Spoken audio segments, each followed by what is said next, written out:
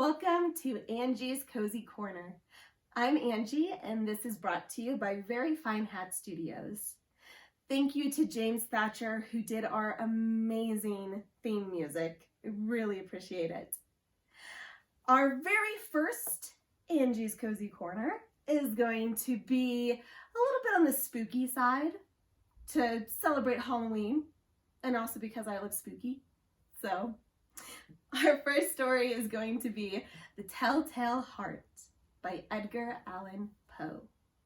So go ahead and grab your favorite snack, your favorite drink, and get cozy. True. Nervous. Very, very dreadfully nervous I had been and am. But why will you say that I am mad? The disease had sharpened my senses, not destroyed, not dulled them. Above all was the sense of hearing acute. I heard all things in the heaven and in the earth. I heard many things in hell. How then am I mad? Hearken and observe how healthily, how calmly I can tell you the whole story. It is impossible to say how first the idea entered my brain, but once conceived, it haunted me day and night. Object? There was none. Passion? There was none. I loved the old man. He had never wronged me. He had never given me insult. For his gold I had no desire. I think it was his eye. Yes, it was this. He had the eye of a vulture, a pale blue eye with a film over it. Whenever it fell upon me, my blood ran cold, and so by degrees. Very gradually, I made up my mind to take the life of the old man, and thus rid myself of the eye forever. Now, this is the point. You fancy me mad. Madmen know nothing. But you should have seen me. You should have seen how wisely I proceeded, with what caution, with what foresight, with what dissimulation I went to work. I was never kinder to the old man than during the whole week before I killed him. And every night, about midnight, I turned the latch of his door and opened it. Oh, so gently. And then, when I made an opening sufficient for my head, I put in a dark lantern, all closed, so that no light shone out, and then I thrust in my head. Oh, you would have laughed to see how cunningly I thrust it in.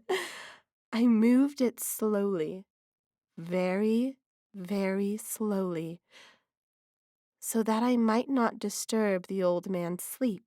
It took me an hour to place my whole head within the opening so far that I could see him as he lay upon his bed. Ha!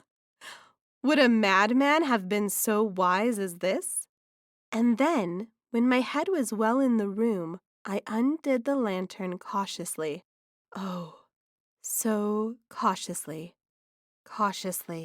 for the hinges creaked. I undid it just so much that a single thin ray fell upon the vulture eye. And this I did for 7 long nights, every night just at midnight. But I found the eye always closed, and so it was impossible to do the work. For it was not the old man who vexed me, but his evil eye. And every morning when the day broke, I went boldly into the chamber and spoke courageously to him, calling him by name in a hearty tone, and inquiring how he had passed the night. So you see he would have been a very profound old man indeed to suspect that every night, just at 12, I looked in upon him while he slept. Upon the 8th night, I was more than usually cautious in opening the door. A watch's minute hand moves more quickly than did mine. Never before that night had I felt the extent of my own powers, of my sagacity. I could scarcely contain my feelings of triumph.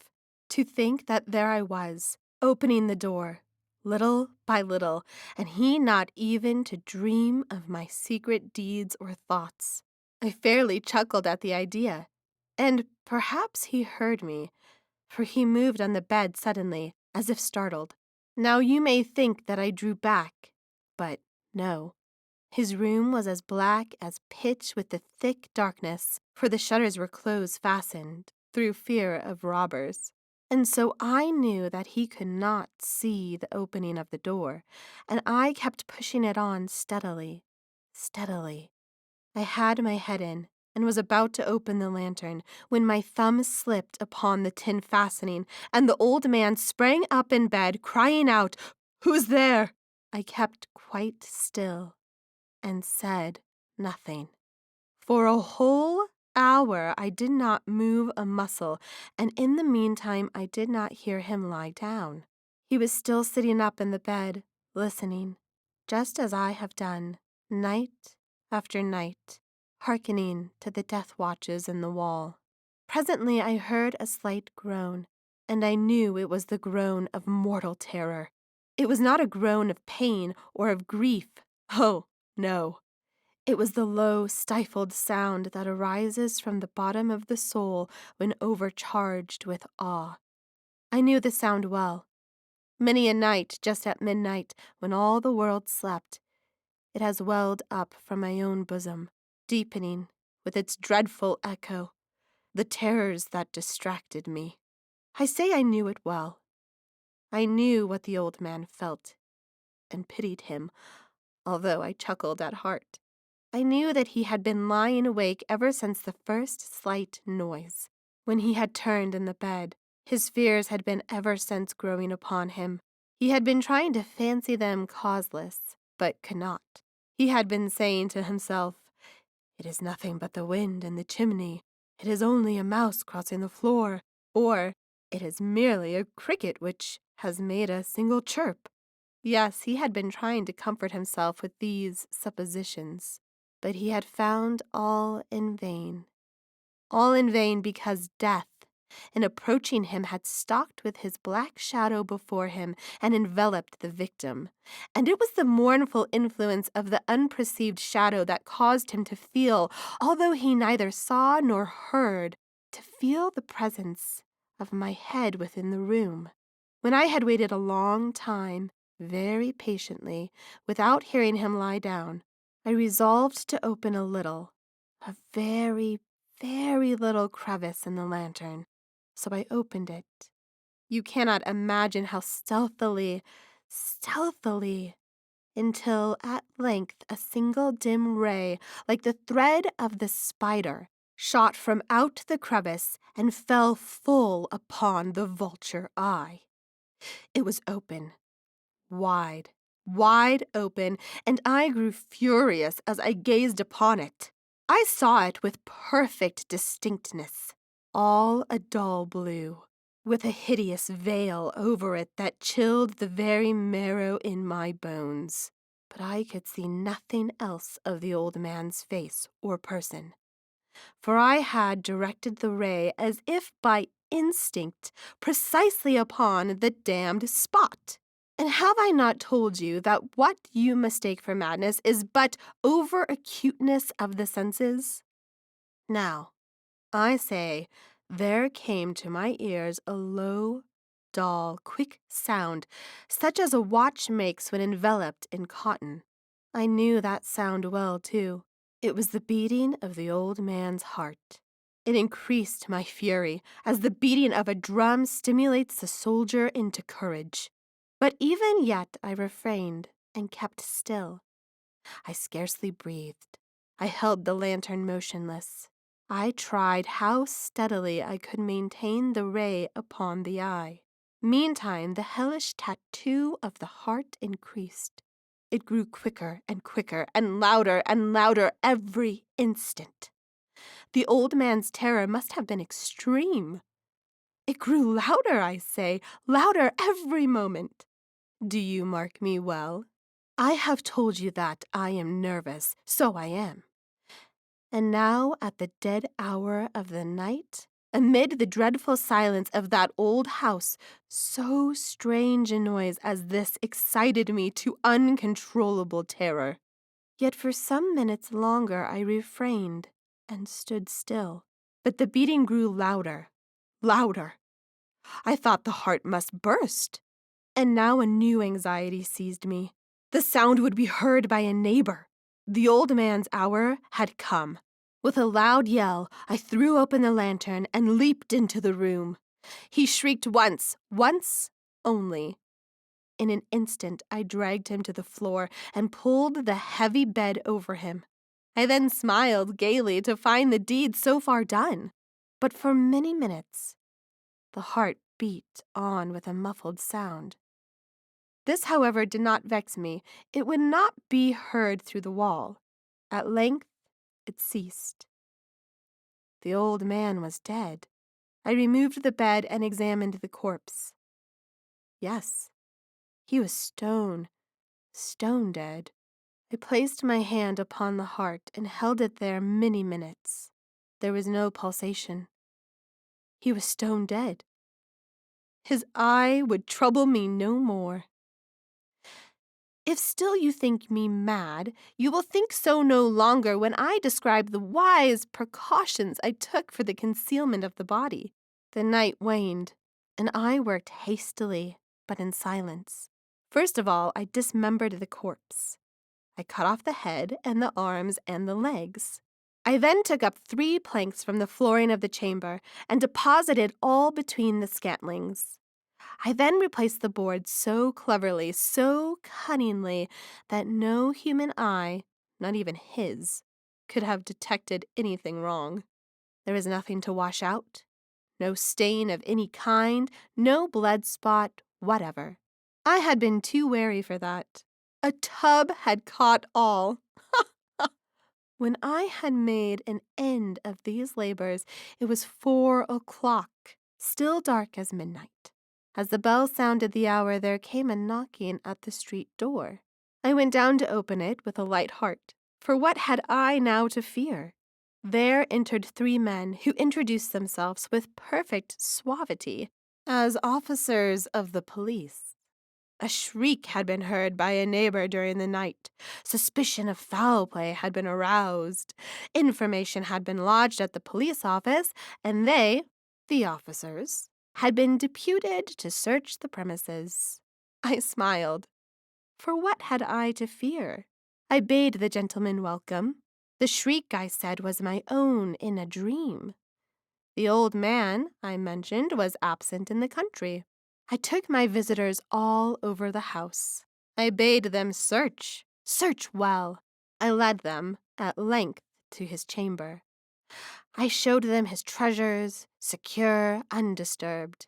In the enthusiasm of my confidence, I brought chairs into the room, and desired them here to rest from their fatigues, while I myself, in the wild audacity of my perfect triumph, placed my own seat upon the very spot beneath which reposed the corpse of the victim. The officers were satisfied. My manner had convinced them. I was singularly at ease. They sat, and while I answered cheerily, they chatted of familiar things. But ere long I felt myself getting pale and wished them gone. My head ached, and I fancied a ringing in my ears, but still they sat and still chatted. The ringing became more distinct. It continued and became more distinct. I talked more freely to get rid of the feeling, but it continued and gained definiteness, until at length I found that the noise was not within my ears. No doubt I now grew very pale, but I talked more fluently, and with a heightened voice. Yet the sound increased, and what could I do? It was a low, dull, quick sound, much such a sound as a watch makes when enveloped in cotton. I gasped for breath, and yet the officers heard it not. I talked more quickly, more vehemently, but the noise steadily increased. I arose and argued about trifles, in a high key and with violent gesticulations, but the noise steadily increased. Why would they not be gone? I paced the floor to and fro with heavy strides, as if excited to fury by the observations of the men, but the noise steadily increased. Oh God, what could I do? I foamed, I raved, I swore. I swung the chair upon which I had been sitting, and grated it upon the boards, but the noise arose over all and continually increased. It grew louder, louder, louder. And still the men chatted pleasantly and smiled. Was it possible they heard not? Almighty God! No, no. They heard. They suspected. They knew. They were making a mockery of my horror. This I thought, and this I think. But anything was better than this agony. Anything was more tolerable than this derision. I could bear those hypocritical smiles no longer. I felt that I must scream or die. And now, again, hark! Louder! Louder! Louder! Louder! Villains! I shrieked. Dissemble no more. I admit the deed. Tear up the planks. Here! Here! It is the beating of his hideous heart.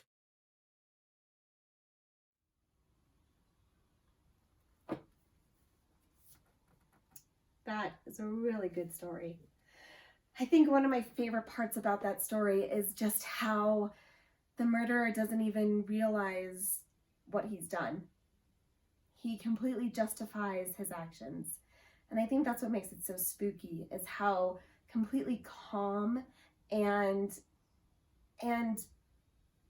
confident he is in his actions. Well, I hope you enjoyed it as much as I did, and we will see you again real soon on Angie's Cozy Corner.